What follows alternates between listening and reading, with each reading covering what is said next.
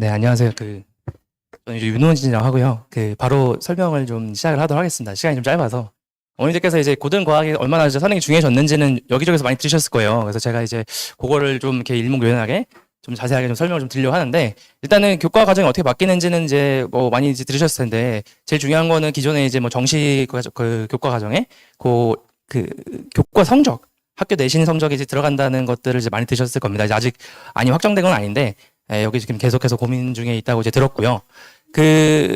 이제 제일 중요한 거는 원래 이제 3학년 1학기 때, 일반고 기준으로 3학년 1학기 때 이제 과목들이 다 절대평가였잖아요. 근데 이제 전부 다 상대평가로 바뀝니다. 뭐 5등급제로 바뀌긴 하지만 상대평가로 바뀐다. 그래서 어쨌든 공부를 학생들이 굉장히 대충 했는데, 33점만 맞으면 A였거든요. 수행평가 만점 기준으로. 근데 이제는 상대평가이기 때문에 공부를 이제 좀 빡세게 해야 되는 상황이고, 그리고 이제 준비 기간이 짧아지다 보니까 그 수능 최저 기준을 맞추기가 굉장히 어려졌습니다. 그래서 이제 과학 과목의 같은 경우도 통합과학 수능 문제 예시 문항이 어떻게 공개됐는지 보여드릴 건데, 생각보다 이거를 그 짧은 시간 안에 뭐 3학년 돼가지고 여름방학 때 준비하기에는, 그리고 이제 1학년 내신 기간 동안 이렇게 준비하기에는 생각보다 빡세였다. 그렇게 좀 보시면 될 것 같고, 그래서 이제 중학교 때 이제 이 고등 과학에 대한 전반적인 어떤 공부를 좀 다 끝내놔야 압도적으로 이제 고등학교 가서 내신에서 이제 준비하는 그게 훨씬 수월해질 수밖에 없게 됐거든요. 그리고 원래 기존에는 이제 수능에서 과학 심화 과목들, 물화생지 과학 탐구 과목들이 좀 어느 정도 심화된 내용들을 갖고 시험 문제를 봤기 때문에 이제 변별이 됐는데, 그게 이제 다 사라졌기 때문에 이제 대학 입장에서는 이 학생이 과학을 얼마나 심화했는가, 이거를 이제 볼 수 있는 게 내신이라는 세택밖에 없습니다. 그러니까 그만큼 내신이 정말 중요해졌다.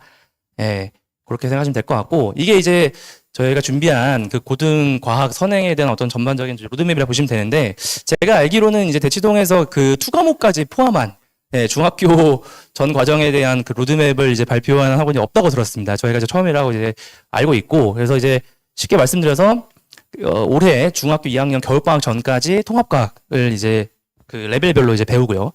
올해 겨울방학 때 저는 이제 과학탐구에서는 화학을 이제 전담하고 있기 때문에 겨울방학 때 이제 저는 화학 1을 수업을 하고, 그 다음에 이제 3학년 1학기 때 화학 2, 이제 과목 이름이 좀 바뀌긴 했는데 좀 이렇게 이해를 돕기 위해서 화학 2라고 그냥 놔뒀고요. 내년 이제 그 3학년 여름방학 때 화학 1을 이제 좀 심화해서 화학 1에 이제 기존의 수능에서 많이 나오는 양적관계, 제가 학생들 어려워하는 양적관계 파트가 있거든요. 그것들을 이제 집중적으로 공부를 하고, 그 3학년 2학기 기말고사 전까지 뭐 횟수가 많지는 않지만 그때 이제 화학 2도 마지막으로 좀씩 심화해서 그 투 과목까지 전반적인 과정에 걸쳐서 레벨별로 기본부터 심화까지 다 다룰 계획이다. 그 자세한 커리큘럼 마지막에 이제 설명드리도록 하고요. 이제 앞으로 여기 뒤쪽에 그 과목 이름이 화학이라고 되어 있는 게 기존의 화학 1이라고 생각하시면 되고, 그 물질과 에너지 화학 반응의 세계가 이제 진로 선택 과목으로서 기존의 화투 내용이라 보시면 됩니다. 보통 일반고에서 이제 화학을 2학년 1학기 때 내신 과목으로 이제 하게 되고요. 그 물질과 에너지가 2학년 2학기, 그다음에 화학 반응의 세계가 3학년 1학기 때 이제 열린다. 그렇게 이제 생각하시면 될 것 같습니다. 바로 이제 그 통합과학의 어떤 그 수능 문제와 이 내신 그거에 대해서 어떻게 이제 준비를 해야 될까 설명을 좀 드리도록 하겠습니다. 일단은 통합과학 수능이 이제 25문제로 바뀌었다는 거는 많이 들어보셨죠. 그리고 이제 시험 시간도 30분에서 40분 늘었고, 배점이 총 50점이 됐고, 그 세분화가 됐습니다. 배점이 원래 2점 아니면 3점이었는데, 이제 이렇게 좀 세분화가 돼가지고, 2.5점이 최고점 문항입니다. 근데 이제 2점과 2.5점에 걸쳐서 되게 다양한 유형들의 문제가 포진이 되어 있어요. 그리고 통합과학 수능에서 가장 이제 킬러가 되는 24번, 25번 공개된 문제를 보시면 기존의 과학탐구 수능 문제랑 유사합니다. 그래서 좀 이따 보여드릴 텐데, 그래서 원래 이제 대부분의 선생님들이 이제 그 예상하기로는 통합과학 수능은 그냥 자격고사다라고 생각을 했는데, 막상 공개된 걸 보니까 생각보다 정말 어렵다. 이게 기존의 과학탐구는 한 과목만 파면 되잖아요. 근데 이제 지금 수능은 물화생지를 다 어느 정도 깊이 있게 좀 공부를 해야 된다라고 지금 교육과정 평가원에서 제시를 한 거기 때문에 굉장히 좀 준비하기가 까다로워졌다라고 생각하시면 될 것 같고, 그리고 여기 보시면 이제 이렇게 자료 분석, 추론형, 이런 탐구형 이런 문제들이 되게 많이 들어있거든요. 이게 이제 지문이 굉장히 깁니다. 실험 그 과정 뭐 이렇게 분석하고 이런 것도 굉장히 시간이 오래 걸리고 해서, 이 수능 지금 바뀐 그 통합과학 수능이 아마 학생들이 느끼기에 절대적인 시간이 굉장히 좀 부족하지 않을까. 그래서 과학 전반에 걸쳐서 다방면에 걸쳐서 좀 다양한 문제들을 좀 어렸을 때부터 많이 풀어야 유리하지 않을까 싶고요. 과목은 이제 여기 보시면은 좀 지구과학이 많습니다. 아무래도 통합과학이라는 과목 자체가 지구과학 베이스로 조금 이렇게 역사 그 스토리를 짰기 때문에 네, 좀 지구과학이 좀 많다 이렇게 보시면 될 것 같고 요게 이제 24번 예시 문항이거든요. 그래서 산염기 중화 반응 문제입니다. 그래서 맨 처음에 공개됐던 산염기 중화 반응 문제 사실 되게 쉬웠어요. 그래서 뭐 그 정도에서 끝나나 보다 했는데 이번에 공개된 걸 보시면은 물론 이제 오래됐습니다. 8년 전 이제 그 문제긴 한데 그 고등학교 3학년 학생들이 풀던 이제 그 산염기 중화 반응 문제들이랑 이제 형태가 거의 똑같죠. 그래서 이거를 풀려면은 이제 조금 어떤 그 방법 같은 것들을 좀 배워야 되는데 이런 것들을 이제 미리 좀 준비를 해야 하지 않을까라는 생각이 들고 이 문제를 풀기 위해서는 이제 일반적인 학교들의 그 통합과학 내신에서는 사실 이런 문제들은 많이 출제를 안 하셨습니다. 선생님들께서 아무래도 이런 문제를 풀기 위해서는 이 문제를 풀기 위한 방법을 따로 배워야 돼요. 그래서 이제 일반적인 학교 통합과학 내신에서도 공개가 지금 뭐 많이 나오지 않는 유형이고 보통 학교에서는 이렇게 2개만 섞거든요. 근데 이렇게 3개 섞는 거는 이제 고등학교 3학년 학생들이나 하던 짓이었는데, 네, 그거가 이제 지금 통합과학 수능으로 나오겠다, 출제되겠다, 이렇게 공개가 됐습니다. 그리고 25번 같은 경우는 저도 깜짝 놀랐는데, 지구가 그냥 수능 20번 문제, 제일 어려운 문제랑 똑같은 이제 문제라고 보시면 돼요. 그래서 이 데이터 안에 등수온선 깊이라고 하는 그 데이트 이제 단어가 있는데, 저거를 이제 해석을 하려면, 네, 요 엘니뇨 라니냐라는 지구환경 변화의 단원에 있는 어떤 개념인데, 그거를 정말 깊이 있게 이제 공부를 해야 돼요. 일반적인 통합과학 교과서에는 당연히 없습니다. 그리고 보기에 보시면은 해수면 높이 편차 이런 용어도 일반적인 통합과학 그 교과서에 당연히 없고요. 내신에서도 저 해수면 높이 편차를 갖고 시험 문제 내시는 분 거의 안 계세요. 그러니까 그냥 기존의 지구과 원 수능 문제를 풀 수 있는 능력을 요구하겠다. 그렇게 이제 생각을 하시면 되거든요. 네. 그리고 그 외에 이제 2.5점 문제를 좀 분석해 봤더니만 이렇게 좀 최대한 어떻게든 여러 과목들을 융합하려는 시도가 지금 많이 보이고요. 물론 이제 이거 세 문제는 어려운 문제는 아닙니다. 굉장히 좀 쉬운 문제인데 이렇게 좀 융합하려고 하던 노력이 좀 보였고 그다음에 이제 나머지 8문제 중에 그 3문제는 데이터를 이렇게 주고 실험 데이터, 실험 결과들을 주고 이걸 어떻게 분석을 해야 되는지 네, 이거를 이제 요구하는 문제라고 보시면 되거든요. 그러니까 보시면 아시겠지만 그러니까 이게 유형이 하나가 아니에요. 그러니까 정말 다양한 유형들 그것들을 이제 문제로 이제 출제를 하겠다라고 공개가 됐습니다. 그리고 이제 요 14번 문제는 이제 2점짜리 문제인데 일반적인 원소의 주기성에서 그 수능이나 이런 데서는 나오진 않는 문제인데 요게 지금 중동고 제가 이제 그 컨다일러서 휘몬 중동 통합 내신을 담당하고 있는데 조금 이렇게 통합과학 내신을 신경 썼던 학교에서는 이런 비슷한 문제들을 출제를 했었어요. 근데 그 외에 좀 일반적인 학교들에서는 저런 이제 뭔가 탐구형 유형의 그 문제들은 출제하지 않습니다. 그러니까 이제 조금 신경 쓰는 학교들에서는 이게 지금 수능 내신 지금 대비가 되겠지만 수능이 좀 대비가 되겠지만 그 외에 좀 일반적인 그냥 개념 문제 위주로 내신을 냈던 학교들에서는 통과 수능을 대비하기가 굉장히 어렵지 않을까. 저부터 저 문제를 보고 딱 느꼈고요. 그 다음에 이 지구과학의 14번 문제, 이거 22번입니다. 죄송합니다. 22번 문제도 일반적으로 통합과학 교과서나 이제 문제에서는 저 판의 이동 방향이 반대인 것만 배워요. 저렇게 같은 방향으로 가는 거는 배우지 않거든요.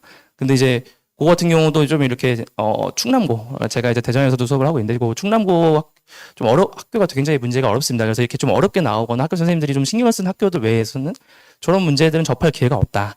제가 이제 강조를 드리고 싶은 거는 요거는 이제 여기 휘문고 문제고요. 요거 중동고 문제예요. 그래서 내신 문제인데 결론적으로 기존에 원래 좀 통합과학 내신을 좀 신경 쓰던 이제 학교들은 원래 이제 학교에서도 이런 데이터 분석형 추론형 문제들이 많이 나왔기 때문에 그래도 좀 괜찮았어요. 근데 이제 이런 것들이 아닌 좀 정말 기본적인 문제들이 나오는 학교에서는 이런 좀 추론형 문제나 데이터 분석형 문제를 이제 볼 기회가 거의 없습니다.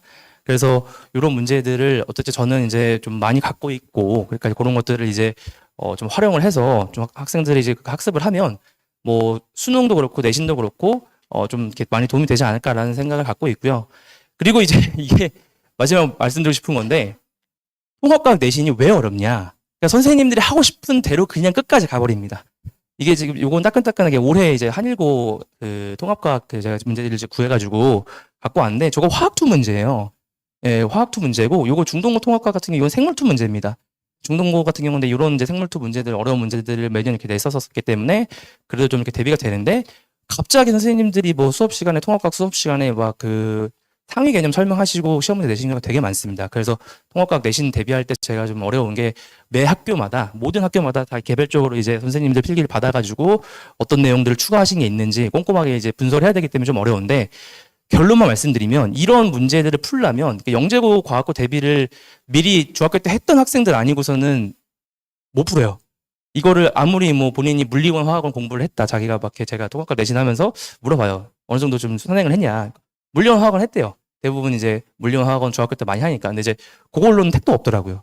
그래서 이제 보통 중3 겨울방학 때부터 이제 뭐 통과 좀 제대로 해보자 하고 시작을 하는데 그거랑 시험기간 6주 합쳐가지고는 이런 문제를 풀 그 기본적인 어떤 실력이 마련되지 않습니다. 그건 제가 확실하게 말씀드릴 수 있을 것 같아요. 제가 통합과학 내신을 일반고에서 한 5년 정도 했는데 이렇게 단연간 좀 관찰해온 바로 보면은 통합과학 내신에서 상위권 성적을 받는 친구들은 중학교 때 뭐 혹시 영재고 대비했니 물어보면 거의 한 19은 그렇다고 하더라고요. 그러니까 과학적으로 되게 다양한 문제들을 미리 풀어봤던 학생들 아니고서는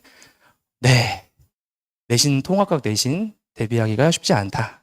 이런 말씀을 좀 드리고 싶고 그래서 제가 이제 정리를 좀 해봤는데 이게 지금 통합과학 수능 문제를 분석하면서 느낀 점은 뭐냐면 기존 수능 과학탐구 과목들은 20번까지 중에서 몇 번에서 어떤 단원에서 어떤 유형의 문제가 나온다가 딱 정해져 있었습니다. 그래서 뭐 화학 같은 경우도 19, 20번은 그냥 화학 반응식 3년기 중화반응 양적 관계에서 나올 거다라고 딱 정해져 있기 때문에 어떻게 보면은 문제 난이도는 굉장히 어렵지만 대비하기는 수월했어요. 그거에 맞춰서 그냥 그 컨셉에 맞춰서 준비를 하면 되니까 대비하기는 수월했는데 문제는 현재 이제 통합과학 그 과목으로 수능 과목을 보게 되면은 현재 지금 24번, 25번 킬러 문제로 공개된 게 3년기 중화반응 엘니뇨 라니냐에서 어렵게 내겠다라고 했지만 이게 언제든지 바뀔 수 있거든요.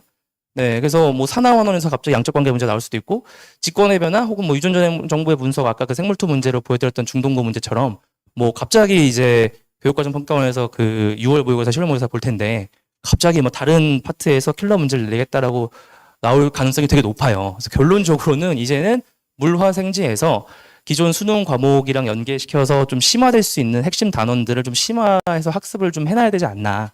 그렇게 좀 생각을 하시면 좋을 것 같고 그리고 또 문제가 원래 기존 이제 과학탐구 문제들은 굉장히 지엽적이고 뭐 수학 계산 좀 그 수리 계산 뭐 이렇게 논리 계산 그런 문제들만 있었는데 그거에서 끝나는 게 아니라 이제는 뭐 굉장히 다양한 유형의 문제들을 많이 풀어봐야 된다. 그래서 통합과학 수능을 대비하기가 굉장히 어려워졌다라고 까다로워졌다라고 저는 이제 좀 느끼고 있고 내신 역시 이제 요거 그냥 똑같이 요 전략을 갖고 요것들을 대비를 하면은 통합과학 내신 역시 대응을 할 수 있지 않을까 그런 생각을 하고 있습니다. 자 그리고 이제 일반 선택, 진로 선택 과목으로서의 화학에 대해서 또 설명을 좀 드리도록 하겠습니다. 제가 죄송해요. 좀 원래 그 천천히 좀 설명드리고 싶은데 시간이 좀 이렇게 아무래도 좀 한계정되다 보니까 조금 좀 랩처럼 할게요. 네. 예, 요게 그리고 이제 그 학생보전형 가이드북이 공개된 학교들 중에서 대놓고 그냥 이제 어떤 과목을 들어라라고 이제 공개된 과목 그 학교가 경희대 숙명여대가 있더라고요. 경희대 같은 경우는 뭐 아무래도 요즘에 뭐 중등 과학을 선행을 하는 목적은 당연히 이제 메디컬 생각하시고 하시는 분들이 많으실 거 아닙니까? 근데 이제 메디컬 쪽에서 의학 계열에서 과학 교과로 빨간색 쳐져 있는 게 필수적 이수를 권장하는 과목이 있다. 저거 안 들으면 감점하겠다 이제 공개가 된 거예요.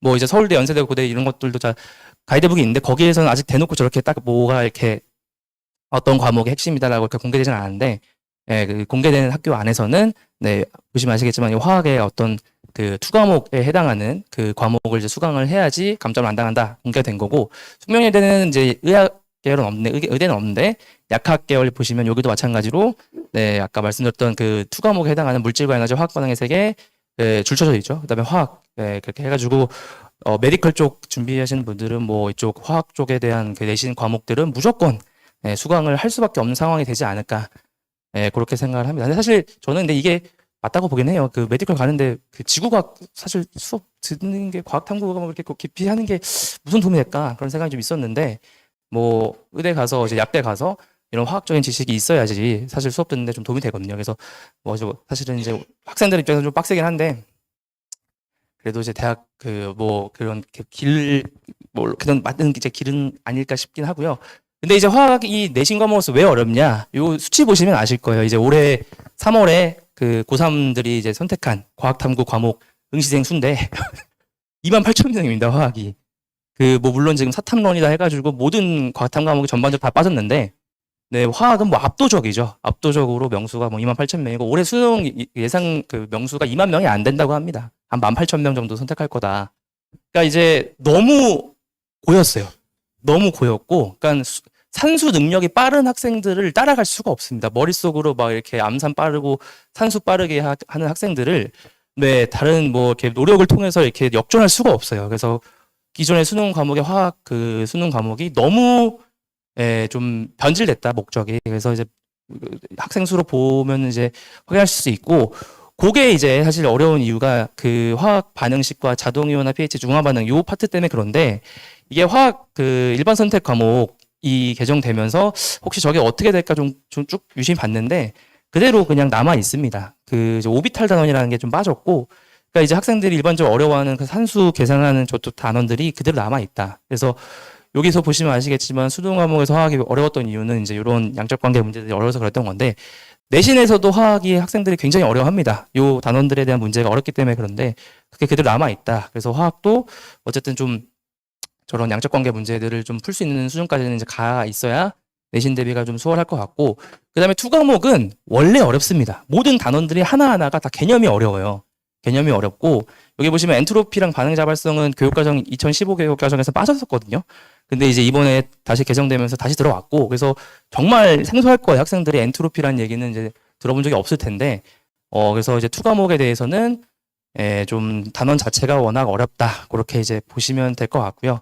그래서 이제 제 소개를 좀 이제 마지막으로 하겠습니다. 저는 이제 일단 이거 작년 이제 대입 실적인데, 원래는 이제 영재고 학생들을 가르치는 걸로 학원 생활을 시작했습니다. 그래서 영재고 학생들을 그 브레인빌리언 학원에서 오랫동안 이제 가르치면서 대전 영재고, 아무래도 학교가 이제 대전에 있다 보니까 대전에서 학원 생활을 시작했는데, 그 대전 영재고 학생들을 정말 많이 가르쳤습니다. 근데 이제 영재고 수업을 하다가 일반고 수업을 같이 이렇게 겸하면서 했는데, 지금 이제 일반고가 너무 압도적으로 커져버려가지고 영재고 수업은 이제 작년을 마지막으로 내신 대비 수업을 안 하는데, 아무튼 여기 안에 이제 영재고 수업 마지막 학생들의 실적이 들어있는데, 그래서 여기 지금 나머지 여기 의대 메디컬은 다 일반고 학생이라 보시면 되고, 내신에서 제 통합과학 화학 수업 수강한 그 이력이 들어있죠. 그래서 저는 이제 강조드리고 싶은 게, 네, 지금 바뀐 교육과정 안에서 중등에서 그 통합과학이랑 화학, 네, 투 과목까지를 할 수 있는 사람이 누구냐면은 저는 자신 있게 제가 이제 저라고 말씀드릴 수 있을 것 같아요. 이제 제가 이제 했던 경력이나 학력을 보시면 아시겠지만, 예, 뭐 내전에서는 이렇게 통합과학이나 화학에서는 압도적으로 이제 사실은 이제 1타라고 자부하고 있고요. 혹시나 대전에 좀 아시는 분 계시면 여쭤보시면 아실 겁니다. 정말이에요. 이거는 제가 예, 대전에 혹시 그 과학 쪽으로 유명하신 분 계시냐 하면 제 이름 나올 겁니다. 그리고 그 대전 영재고 학생들 혹시 주변에 서울 쪽에서 대전 영재고 가는 학교 학생 어머님도 아시는 분 계시면 여쭤보시면 저 아실 거예요. 네. 그리고 이제 저는 이제 그 영재고 이제 대비까지도 했었거든요. 그러니까 정말 그 다양한 과목들을 정말로 이렇게 오랫동안 가르쳐 왔었고, 그래서 이제 아까 제가 쭉 말씀드린 커리큘럼 그 모든 과정을 정말 누구보다 잘 가르칠 수 있다라고 보시면 될 것 같습니다. 그래서 이제 조금 마지막으로 요 커리큘럼을 자세하게 좀 설명을 드리면, 네, 이거 여름방학부터 이제 2학기 중간고 전까지 9회가 나오더라고요. 그래서 그 통합과학 그 전범위에 걸쳐서 핵심 단원들을 좀 약간 개념 학습에 초점을 맞춰서 할 거고요. 그 다음에 이제 이게 끝나고 기말고사 전까지는 아까 말씀드렸던 그 2.5점짜리 수능 연계 문제들 있잖아요. 그 문제들이 나올 수 있는 단원들의 초점을 맞춰서 과목으로 나눠서 물화 생지로 나눠서 그 과목별로 수능 연계 문제를 풀기 위해서는 어떤 것들을 이제 어떻게 이제 그 문제를 풀어야 되는지 그런 방법들을 좀 배울 거다. 그렇게 이제 보시면 될 것 같고, 겨울방학 때 내 화학 레벨 1 해서 전반적인 학습, 개념 학습을 할 거고, 그 다음에 이제 3학년 1학기 때 여름방학 전까지 투 과목을 이렇게 물질과 에너지랑 화학반에 세 개 나눠서, 네, 개념 학습을 할 겁니다. 그리고 내년 이제 여름방학 때 화학 1 과정에 대해서 그 고2, 고3 그 수능 문제 많이 나오는 단원이 딱 1사단원 그 화학 반응식이랑 3년 중화반 양적 관계 파트가 있는데, 거기에 초점 맞춰서 이것도 이제 문제들을 풀기 위한 방법들이 따로 있어요. 화학 문제 같은 경우는. 근데 그런 것들 방법론에 좀 집중해서 네, 공부를 할 거고, 마지막으로 이제 3학년 2학기 기말고사 전까지 요 화학 2 단원에 있는 핵심 단원들, 가장 이제 그 수능이나 이런 데서 어렵게 나오는 단원들에 초점을 맞춰서 학습을 할 거다. 그래서 어쨌든 3학년 2학기까지 커리큘럼을 좀 준비해 봤는데, 이따가 지금 질문 있으신 분들은 이제 끝나고 이제 남아 있으니까 이제 질문해 주시면 감사드릴 것 같습니다. 네, 이상 윤호진이었습니다. 감사합니다.